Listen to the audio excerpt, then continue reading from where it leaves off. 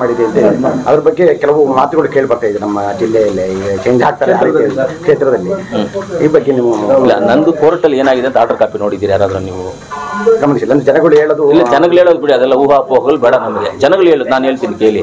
ಜನಗಳು ಹೇಳೋದು ಕೋರ್ಟಲ್ಲಿ ಆಗಿರೋದು ಏನಂದರೆ, ಮೊದಲು ನಂದು ಒಂದು ಕೇಸ್ ಆಗುತ್ತೆ ನನ್ನ ಮೇಲೆ. ಕೇಸ್ ಮೊದಲು ಯಾವಾಗ 2018ರಲ್ಲಿ ಒಂದು ಕೇಸ್ ಮಾಡ್ತಾರೆ ನನ್ನ ಮೇಲೆ. 2018ರಲ್ಲಿ ಅದು ಕೇಸ್ ಮೇಲೆ ಸ್ಟೇ ತೊಗೊಂಡಿದ್ದೆ, ಅದನ್ನು ನಡೀತಿ ಇವಾಗ. ಅದನ್ನೇನು ಮಾಡಿದ್ದಾರೆ, ನೀವು ಕೇಸನ್ನು ಎನ್ಕ್ವೈರಿ ಮಾಡಿ ಅಂತ ಹೇಳಿದ್ದಾರೆ. ನಾನು ಸ್ಕ್ವಾಶ್ಗೆ ಹಾಕ್ಕೊಂಡಿದ್ದೆ, ಸ್ಕ್ವಾಶ್ ಮಾಡೋಕ್ಕಾಗಲ್ಲ, ಇದು ಎನ್ಕ್ವೈರಿ ಆಗಲಿ ಇದು ಅಂತ ಹೇಳಿದ್ದಾರೆ. ಸರ್ ಎನ್ಕ್ವೈರಿ ಆದರೆ ನಾನು ಹೋಗ್ತೀನಿ, ಅವ್ರು ಎನ್ಕ್ವೈರಿಗೆ ನನ್ನ ಕರೆದ್ರೆ ನಾನು ಕೋಪ್ರೇಟ್ ಮಾಡ್ತೀನಿ. ಏನು ಕೇಳಿದ್ರೆ ಅದು ಮಾಹಿತಿ ಕೊಡ್ತೀನಿ, ಕೋಪ್ರೇಟ್ ಮಾಡ್ತೀನಿ ನಾನು. ಇವಾಗ ನಾನು ಅದ್ರ ಮೇಲೆ ಕೋರ್ಟ್ಗೆ ಹೋಗಿರೋದು ನಿಜ, ಸುಪ್ರೀಂ ಕೋರ್ಟ್ಗೆ ಹೋಗಿರೋದು ನಿಜ. ಇಷ್ಟು ದಿವಸ ಡೆಲ್ಲಿಲೇ ಇದ್ದೆ, ಕೋರ್ಟ್ ವಿಚಾರದಲ್ಲೇ ಇದ್ದೆ, ನೋಡ್ಕೊಂಡು ಬಂದೆ. ಅಲ್ಲಿಂದ ಕೋರ್ಟ್ ವೆಕೇಷನ್ಸ್ ಇದೆ, ಅದು ಕೋರ್ಟಲ್ಲಿ ಏನಾಗುತ್ತೆ ಆಗುತ್ತೆ. ಅದು ಇಲ್ಲಿ ಊಹಾಪೋಹಗಳು ಅವ್ರವರು ಏನೇನೋ ಮಾಡ್ತು. ಎನ್ಕ್ವೈರಿ ನನ್ನನ್ನು ಕರೆದ್ರೆ ನಾನು ಹೋಗ್ತೀನಪ್ಪ. ಹೋಗ್ಬಿಟ್ಟು ಅವ್ರಿಗೇನು ಮಾಹಿತಿ ಕೇಳ್ತಾರೆ, ನನ್ನನ್ನು ಅವ್ರು ಎನ್ಕ್ವೈರಿ ಕರೆದಾಗ ನನ್ನನ್ನು ಏನು ಅಂತ ಅದನ್ನೆಲ್ಲ ಮಾಡ್ತೀನಿ, ನಾನು ಕೊಡ್ತೀನಿ, ಅವ್ರು ಕೋಪ್ರೇಟ್ ಮಾಡ್ತೀನಿ, ನಾನು ಹೋಗಿ ಎನ್ಕ್ವೈರಿಗೆ ಹೋಗ್ತೀನಿ. ನಾನು ಎನ್ಕ್ವೈರಿ ಮಾಡಲಿ, ತಪ್ಪೇನಿದೆ ಎನ್ಕ್ವೈರಿ ಮಾಡೋದು. ಒಂದು ಹೇಳ್ತೀನಿ ನೋಡಿ ಸರ್, ನೀವೆಲ್ಲ ಪತ್ರಕರ್ತರಿದ್ದೀರಾ, ನಿಮಗೂ ಗೊತ್ತಿರುವಂಥ ವಿಚಾರನೇ. 2010 ಇದು ಹಿಂಗೇ ನಡ್ಕೊಂಡು ಬರ್ತಾ ಇದೆ. 2013 ಕೊತ್ತೂರು ಮಂದಿ ನಾಳೆ ಹೋಗ್ಬಿಡ್ತದೆ, ನಾಳಿದ್ದು ಹೋಗ್ಬಿಡ್ತದೆ, ಇದಾಗ್ಬಿಡ್ತದೆ. ಪಾಪ ಮುನಾನಿನಪ್ಪನ ಹಾಳು ಮಾಡಿಬಿಟ್ರು. ಮುನಾನಿನಪ್ಪ ಅಂತ ನನ್ನ ಮೇಲೆ ಸೋತಿದ್ರಲ್ಲ, ಮುನಾನಿನಪ್ಪ ಅವ್ರಿಗೇನೆಲ್ಲ ಮಾಹಿತಿ ಕೊಟ್ಬಿಟ್ಟಿದ್ರು, ಇವ್ರದ್ದು ಹೋಗ್ಬಿಡ್ತದೆ, ಸೆಕೆಂಡ್ ಪ್ಲೇಸ್ ಬಂದಿರು ನೀನೇ ನೆಕ್ಸ್ಟ್ MLA ಅಂತೇಳಿ ಆತನ ಕೈಯಲ್ಲಿ ಎಲ್ಲವನ್ನು ಕೋರ್ಟಲ್ಲಿ ಸುಳ್ಳು ಮಾಹಿತಿಗಳು ಹೇಳಿಸಿದ್ರು. ಆಮೇಲೆ ಆತನೇ ಮನವರಿಕೆ ಮಾಡಿಕೊಂಡು ನನ್ನ ಹತ್ರನೇ ಹೇಳ್ದೆ ಬಂದಪ್ಪ, ನಾನು ಸುಳ್ಳು ಹೇಳಿದ್ದೀನಿ, ನನಗೆ ಯಾರೋ ಈ ಥರ ಇಷ್ಟು ಜನ ಸೇರಿ ನನಗೆ ಈ ಥರ ಮಾಡಿದ್ರು, ಸುಳ್ಳು ಹೇಳಿದ್ದೀನಿ, ದಯವಿಟ್ಟು ನನ್ನನ್ನು ಕ್ಷಮಿಸ್ಬಿಡಿಲ್ಲ, ನಾನು ಕೋರ್ಟ್ ವಿಚಾರಕ್ಕೆ ನಾನು ಬರೋದಿಲ್ಲ, ನನಗೆ ಮೋಸ ಮಾಡಿಬಿಟ್ಟು, ನನಗೆ ಅನ್ಯಾಯ ಮಾಡು, ನನ್ನ ಫ್ಯಾಮಿಲಿ ಹಾಳು ಮಾಡಿಬಿಟ್ಟು ಅಂತ ಬೇಕಾದ್ರೆ ನೀವು ಕೇಳ್ಕೊಳ್ಳಿ ಮುನಾನಿನಪ್ಪನ ಹೋಗ್ಬಿಟ್ಟು ಹೇಳ್ಬಿಟ್ಟು ಆತನು. ಅದು 5 ವರ್ಷ ಹಂಗೆ ಕಳೀತು. ಆಮೇಲೆ 5 ವರ್ಷ ನಾನು ಎಲೆಕ್ಷನಲ್ಲಿ ರಿಸಲ್ಟ್ ಆಯಿತು, ನಾನು ಬಂದುಬಿಟ್ಟೆ. ಅದು 2010ರಿಂದನೂ ಹೇಳ್ತಾ ಇದ್ದಾರೆ ಹಿಂಗೆ, 2013ರಿಂದನೂ ಹೇಳ್ತಾ ಇದ್ದಾರೆ, ಇವಾಗಲೂ ಹೇಳ್ಕೊಂಡೇ ಹೋಗ್ತಾರೆ. ಅದು ಇವತ್ತು ಹೇಳಿರೋರು ಯಾರು?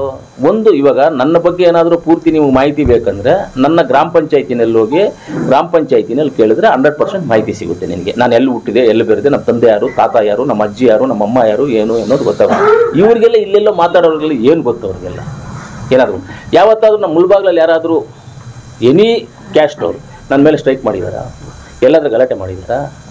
ಏನಾದರೂ ಮಾಡಿದಾರೆ ಮುಳ್ಬಾಗ್ಲಲ್ಲಿ? ಯಾರೂ ಮಾಡಿಲ್ಲ. ಏನಕ್ಕೆ ಮಾಡಿಲ್ಲ ಅಂದ್ರೆ ಅವ್ರಿಗೆ ಗೊತ್ತು ಒರಿಜಿನಲ್ ವಾಸ್ತವಾಂಶ ಏನು ಅಂತ. ಲೋಕಲಲ್ಲಿ ಇರೋರು ಒರಿಜಿನಲ್ ವಾಸ್ತವಾಂಶ ಅಂತ ಗೊತ್ತು. ಇವ್ರಿಗೆ ಒರಿಜಿನಲ್ ವಾಸ್ತವಾಂಶ ಗೊತ್ತಿಲ್ಲದೆ ಇರುವಂಥವ್ರು 4 ಜನ ಎಲ್ಲೋ ಮಾತಾಡ್ಕೊಳ್ತಾರೆ. ಅವ್ರು ಮಾತಾಡ್ಕೊಳ್ಳೋದಕ್ಕೆ ನಮ್ದೇನು ತಕರಾರೇನಿಲ್ಲ, ಅದು ಸಂತೋಷ. ಅವ್ರು ಮಾತಾಡ್ಕೊಳ್ಳಿ.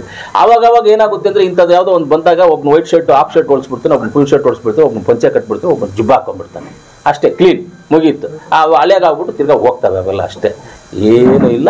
ಇವಾಗ ನಾನು ಇಲ್ಲಿ ಬಂದು ಕೂತಿದ್ದೀನಲ್ಲ, ಇವತ್ತು ನಾನು ಹೇಳ್ತಾ ಇದ್ದೀನಿ, ಕೋರ್ಟಲ್ಲೇ ಆಗಿರೋದೇನು, ನಾನು ಸ್ಕ್ವಾಶ್ಗೆ ಹಾಕ್ಕೊಂಡಿರೋದು, ನಂದು ಅಪ್ಲಿಕೇಶನ್ ರಿಜೆಕ್ಟ್ ಮಾಡಿರೋದು ನಿಜ.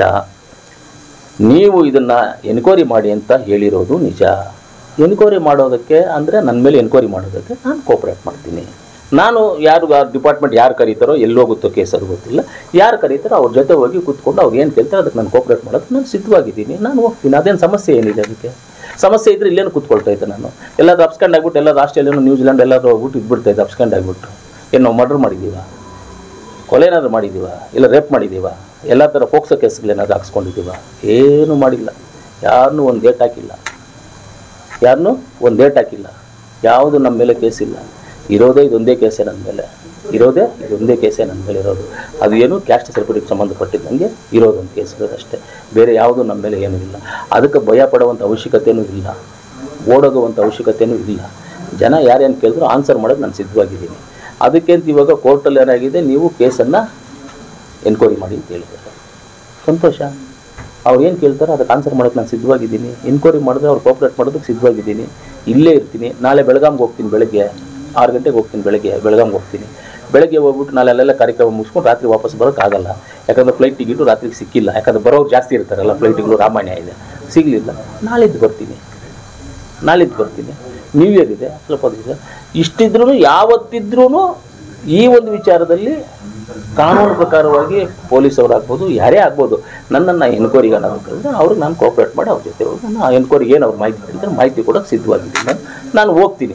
ಯಾರು ಏನೇನೋ ಮಾತ್ರ ಗೊತ್ತಿಲ್ಲದಿರೋ 100 ಮಾತಾಡ್ಕೊಳ್ತಾರೆ. 2010ರಿಂದನೂ ಇವತ್ತರೆಗೂ ಇದು ನಡೀತಾ ಇರೋದೆ. ಯಾವತ್ತಿಂದ? 2010ರಿಂದ ಇವತ್ತರೆಗೂ ನಡೀತಾ ಇದೆ. 24 ವರ್ಷದಿಂದ ನಡೀತಾ ಇದೆ ಇದು. ಹದಿನಾಲ್ಕು ವರ್ಷದಿಂದ ನಡೀತಾ ಇದೆ. ನಂದು ಸರ್ವಿಸು ಸ್ಟಾರ್ಟ್ ಮಾಡಿ 25 ವರ್ಷ ಆಯಿತು. 14 ವರ್ಷಗಳಿಂದ ಇವಾಗ 15 ವರ್ಷ ಕೂಡ ಆಗೋಯ್ತಿದ್ದು, ಇವಾಗ ಆಗೋಯ್ತು 2-3 ದಿವಸ ಆಗೋಯ್ತು. 15 ವರ್ಷಗಳಿಂದನೂ ಇದು ನಡೀತಾನೇ. 15 ವರ್ಷಗಳಿಂದ ನಡೆಯೋದು ಕಾಮನ್ ಅಲ್ಲ, ಆವತ್ತಿಂದ ಹಿಂಗೆ ಹೇಳ್ಕೊಂಡ್ ಬರ್ತಾ ಇದ್ದಾರಲ್ಲ, ಅದು ಮಾಮೂಲಿ ಹೋಗ್ತಾ ಇರುತ್ತೆ. ಮುಂದೆ ಹಂಗೆ ಹೋಗುತ್ತೆ, ಏನಾಗುತ್ತೆ, ಏನಾಗಲ್ಲ.